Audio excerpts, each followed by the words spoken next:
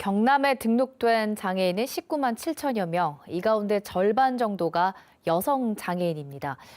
하지만 이들의 기본권을 보장하는 법이나 제도는 전무한 실정이라고 하는데요. 어떤 지원이 필요한지 여성 장애인 기본조례 제정을 추진 중인 김경영 경남도의원에게 자세한 이야기 오늘 들어보겠습니다. 어서 오세요. 네, 반갑습니다. 네, 먼저 그 여성 장애인 기본조례를 추진하게 된 배경부터 들어보겠습니다. 네, 오늘 이 자리에서 여성 장애인에 대해 관심을 많이 가져주셔서 정말 감사드립니다. 우리 여성 장애인을 놓고 보면 여성들 속에서 여성 장애인은 사실은 잘 알지 못하고 있고요. 네. 또 장애인들 속에서는 여성 장애인의 이런 어려움을 사실 잘 모르고 있습니다. 그래서 유엔 장애인 권리 협약에서는 이렇게 장애 여성과 장애 소녀에 대해서 다중적 차별의 대상이라고 사실 규정을 하고 있습니다. 또 우리나라 그 장애인 차별금지법상에도 임신, 출산, 양육, 가사 이렇게 여성들의 일대에 있는 부분에 대해서 장애 여성을 차별하거나 배제하지 못하게끔 하고 있고요. 또 18대, 19대 국회에서 여성 장애인에 대한 기본법을 좀 제정하려고 시도를 했었는데 이런 모든 과정들을 볼 때 여성 장애인에 대한 그 기본적인 법안들 또 조례 제정 굉장히 중요하다고 생각이 듭니다. 또 한편 제가 개인적으로 3년 전에 겨울 밤에 우리 여성 장애인 두 분과 함께 식당에 밥을 먹으러 갔는데 사실상 쫓겨났습니다. 예. 굉장히 모멸감을 받았고 그분이 굉장히 차별적인 이런 시선으로 쫓아냈던 것을 좀 잊을 수가 없습니다. 여성 장애인 당사자는 늘 당하는 일이라서 별로 싸우지도 않았지만 제가 그 당시에 저라도 싸웠어야 되는데 너무 후회가 좀 들었고요. 지금 제가 이렇게 도의원이 되어서 여성 장애인 조례를 제정해야 되는 것이 그때 못한 숙제를 해야 된다고 생각이 들고 좀 책임감을 가지고 조례를 좀 제정할 수 있게 되었습니다. 근데 왜 장애인 전체가 아닌 여성 장애인만을 위한 조례가 필요하다고 보시는 걸까요? 뭐 아까 네. 다중적 차별과 연관이 있는 걸까요? 네, 여성이면서 장애인이긴 한데 네. 여성 장애인이라는 그 특수성을 보자면 예. 우리 경남도의 장애인 인구를 보면 전국적으로 세 번째로 많습니다.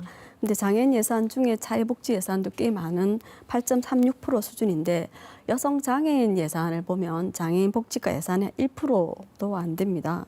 장애인 관련 조례가 사실 22건 정도 이렇게 되어 있지만 여성 장애인의 특성을 반영하지 못하고 있습니다.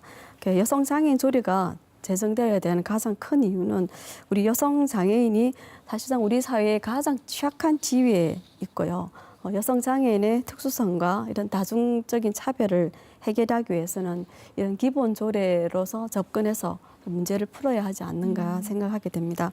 네, 그 좀 전에 식당에서 쫓겨난 얘기 해주셨는데 네. 구체적으로 이제 여성이면서 장애인으로서 겪게 되는 차별 사례를 좀 몇 가지 더 소개를 해주실까요? 네. 어떤 것들이 있는지. 네. 여성 장애인이면서도 사실은 가사와 육아나 이런 일반적으로 비장애 여성들이 하고 있는 여성적인 차별적인 상황들을 그대로 네. 감수를 하고 있습니다.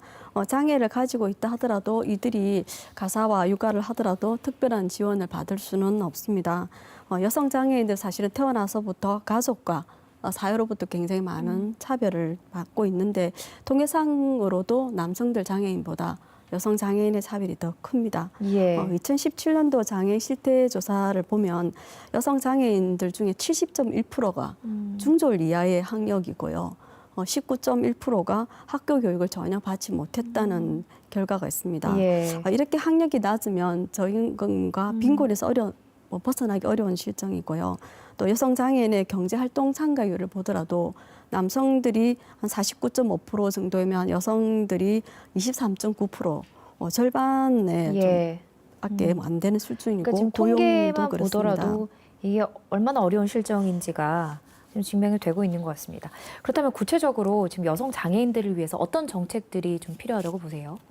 그래서 이 여성 정책들이 굉장히 많은 부분에서 돼야 되는데 기본적으로 여성들의 모성권, 그리고 건강권, 네. 노동권, 인권 이런 쪽의 정책들이 좀 필요합니다. 근데 경남의 지금 여성 장애인 정책은 사실 여성 정책과에서 하고 있는 출산 지원 위주의 정책하고 장애인과에서 하고 있는 일자리 정책이 조금 있지만 그건 여성 장애인 일감센터 한 2개소 정도 운영되는 정도이고 여성 장애인 산부인과를 하고 있는데 네. 이거 역시도 출산은 지원이 안 됩니다. 불만은 지원이 안 되고 이제 일반 산부인과 진료 정도 이렇게 일이 되고 있습니다. 그래서 이 여성 장애인들에 대한 구체적인 정책들이 굉장히 세밀하게 되어야 되는데요. 그래서 네. 도내의 여성 장애인들에 대해서 구체적으로 접근하기 위해서는 전수조사가 사실 되어야 됩니다. 예. 8만 명 가까이 여성 장애인이 있는데요. 장애 유형별로, 소득별로, 가족 여부에 따라서 생애 주기별로 삶의 족구를 파악을 하고 장애인 사업에 있어서도 좀 성인지 관점을 좀 적용해야 되지 않는가 보는데요. 실제로 그 타 지역의 사례를 보면 여성 장애인의 그 재생산권이라고 하죠. 그 확보 차원에서 여성 장애인 산부인과, 전용 산부인과를 만들고 예. 또 무장애 공공산후조리원 이런 것을 만들고 장애인 친화병원도 만들고 있습니다. 근데 우리 경남에서도 사실은 최초로 산재병원 안에 여성장애인 산부인과를 만들게 됐지만 남성 위주의 그 병원을 이용하기가 굉장히 어려웠던 조건에서 예. 폐지가 됐고 진주 어려원에도 있었지만 어려운 폐쇄가 되면서 진주 고려병원을 이동됐던 이런 실정입니다. 오늘 지금 말씀을 들어보면서 얼마나 지금 차별을 받고 있고 또 열악한 상황인지 알게 됐는데요.